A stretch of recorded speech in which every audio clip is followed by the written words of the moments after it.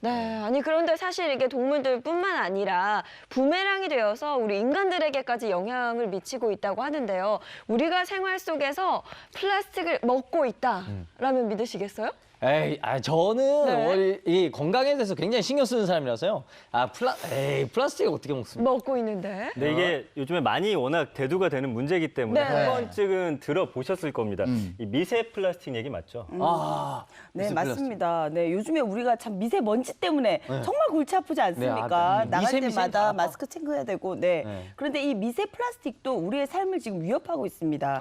그런데 이 미세 플라스틱이 어느 정도 크기를 얘기하냐면 일단 5mm, 한 요 정도 되죠. 5mm 이하의 작은 플라스틱을 의미합니다. 이거 눈에 잘 안 보이겠어요? 육안으로 확인이 안 되죠. 네, 근데 육안으로 이제 보이는 정도의 네. 사이즈도 있고요. 네. 그다음 제가 또 많은 제품들을 현미경상으로 이제 살펴봤는데 네. 현미경으로 봐야지만 알 수 있을 정도의 작은 사이즈도 있습니다. 그런데 이 미세 플라스틱에 1차 플라스틱이 있고 네. 2차 플라스틱이 있거든요. 그런데 1차 미세 플라스틱은 어떤 거냐 하면 원래 이제 제품을 만들 때 이 5mm 이하로 조그맣게 만든 거예요. 네. 그런 게 이제 1차 미세 플라스틱인데요. 이게 어디에 들어가냐면 세안제, 클렌징 폼이라든지 치약 같은 데 이렇게 연마제라든지 또 스크럽 효과를 내기 위해서 들어가는 거예요. 그리고 또 한 가지는 원래는 작게 만든 게 아니에요. 하지만 뭐 페트병 같은 경우에도 보시면 아시겠지만 워낙 얇잖아요. 네. 그러다 보니까 뭐 바닷물에서는 또 파도도 치고 그러니까 여러 가지 풍화 현상에 의해서 점점 더 작은 조각으로 나눠지는 거예요. 그래서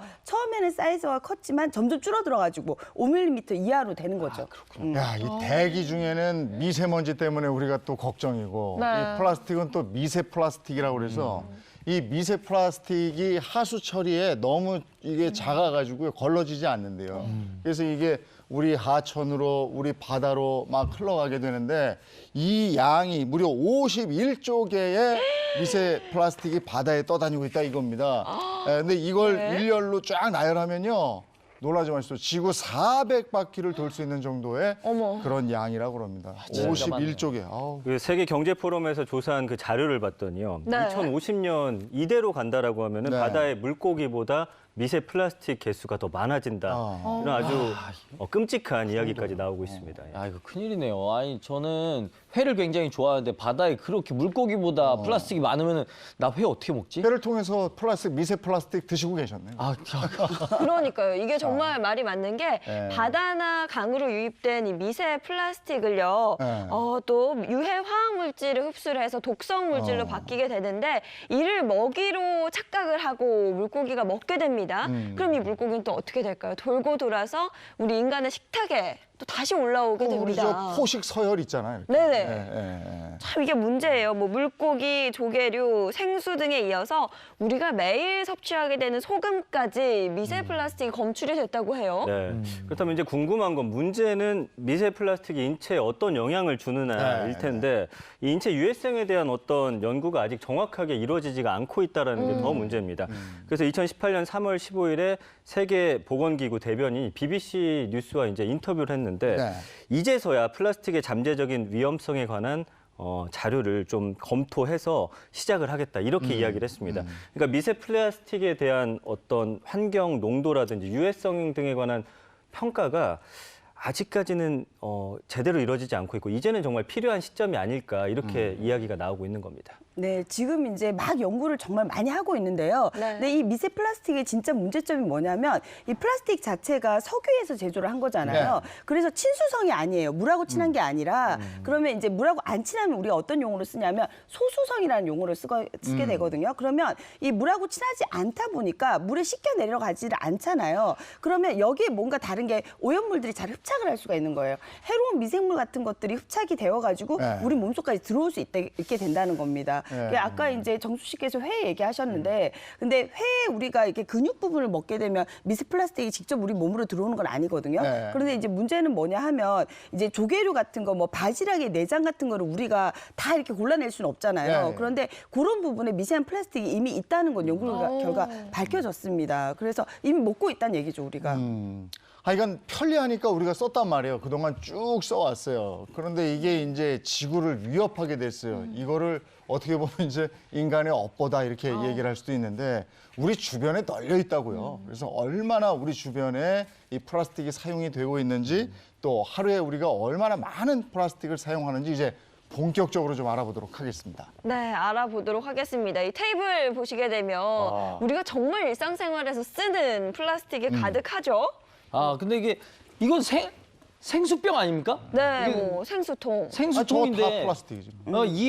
이건 그냥 물로만 들어있는 건 줄 알았는데 여기도 미세 플라스틱이 있다고 하고 이 샴푸 같은 경우도 그렇고 그 클렌징 폼에도 있으니까 거의 뭐 제가 생활하는데 계속 접하고 있다는 생각이 드네요. 예. 아니 근데 이거는 뭐예요? 종이컵인데 왜 가지고 나온 거예요? 그죠? 요거는 종이컵도 있고. 일회용 컵 같은 건 다 네. 종이컵이고. 근데 우리가 종이컵이라고 생각하지만 사실은 이게 물에 젖지 않잖아요. 네. 일정 기간 버티잖아요. 그게 폴리에틸렌이라는 플라스틱으로 다 코팅이 되어 있습니다. 아. 그래서 사실은 종이컵을 가장한 플라스틱 컵이라고 볼 수가 있게 된다는 아, 거죠. 그 안에 이렇게 보들 네, 그리고 맨질맨질한 바깥쪽도 거. 마찬가지예요. 네, 그래서 안팎으로 폴리에틸렌 재질로 일단 코팅이 되어 있습니다. 이게 우리가 종이컵 하지만 어떻게 네. 엄밀히 따지면 다 이게 플라스틱 컵이다 네, 플라스틱 이런 컵이라는 얘기군요. 얘기죠. 네.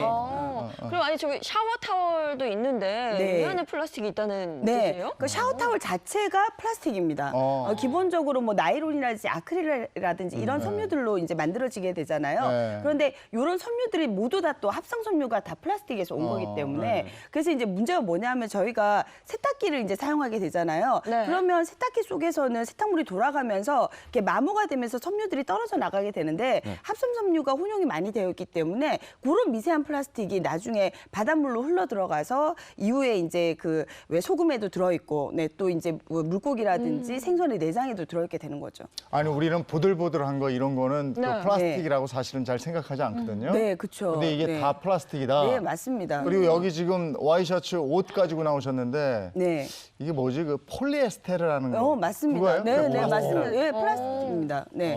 근데 폴리에스테르는 우리 네. 뭐 웬만한 옷에는 거의 다 혼방이 많이 되어 있어요. 네. 네. 그리고 또 뭐 스타킹 뭐 이런 소재들도 다 나이론의 스판덱스 같은 그러한 이제 합성 섬유로 되어 있거든요. 네. 네. 아 그리고 저는 또 깜짝 놀란 게 오늘 아침에도 먹고 왔는데 네. 참치캔. 네.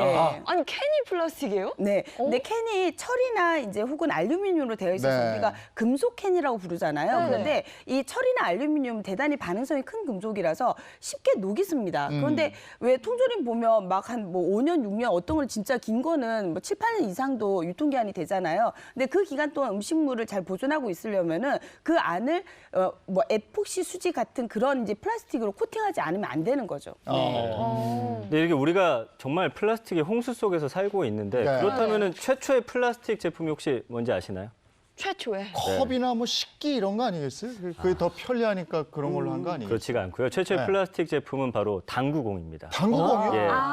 그러니까 당구공. 1860년대에 이 상류사회가 굉장히 당구가 유행을 했었습니다. 네. 근데 원래 당구공 재료가 다들 아시겠지만 그 코끼리 상아로 만들었었거든요. 그렇죠. 근데 이제 이 개체수가 워낙 줄다 보니까 미국의 그 인쇄공이었던 미국의 하이럿이라는 사람이 네. 이 당구공을 플라스틱으로 만들기 시작을 한 거고요. 네. 그러다 보니까 최초의 플라스틱은 바로 이 당구공이라는 거. 어허. 그 이후 1937년대 이후에 석탄으로 만든 나일론이 개발이 되면서 본격적인 플라스틱 시대가 개막을 하게 된 거예요. 그렇게 된 거군요. 이게 이 상류 사회에서 당구만 안 쳤어도 지금 우리가 이런 일을 안 겪었을 거 아니에요.